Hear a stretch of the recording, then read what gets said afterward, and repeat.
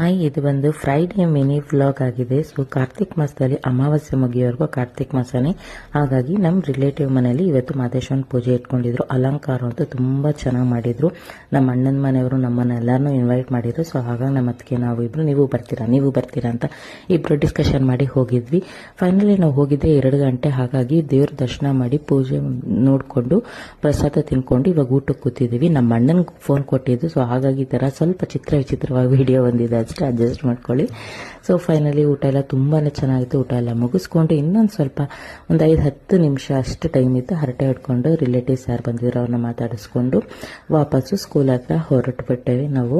ಯಾಕಂದರೆ ಆಲ್ರೆಡಿ ನಾವು ಹೋಗಿದ್ದೆ 2 ಗಂಟೆ ಆಗಿರೋದ್ರಿಂದ 3 ಗಂಟೆ ಅಷ್ಟರಲ್ಲಿ ಮಕ್ಕಳನ್ನ ಸ್ಕೂಲಿಂದ ಬಿಟ್ಬಿಡ್ತಾರೆ. ಅಷ್ಟರಲ್ಲಿ ನಾವು ಕರ್ಕೊಂಬರ್ಬೇಕಲ್ವ. ಹಾಗಾಗಿ ಫೈನಲಿ ಇನ್ನೊಂದ್ಸತಿ ದೇವ್ರನ್ನ ನೀಟಾಗಿ ವಿಡಿಯೋ ಮಾಡ್ಕೊಂಡು, ಅಲಂಕಾರ ಚೆನ್ನಾಗಿತ್ತಲ್ವ, ವಿಡಿಯೋ ಮಾಡಿಕೊಂಡು ಸ್ಕೂಲ್ ಹತ್ರ ಹೋದೆ. ಅಲ್ಲಿ ಸ್ವೀಟ್ ಕಾರ್ನ್ ಮಾಡ್ತಿದ್ರು, ಅದನ್ನ ತಗೊಂಡು ಹಾಗೆ ಮನೆಗೆ ಬಂದೆ. ಇಷ್ಟ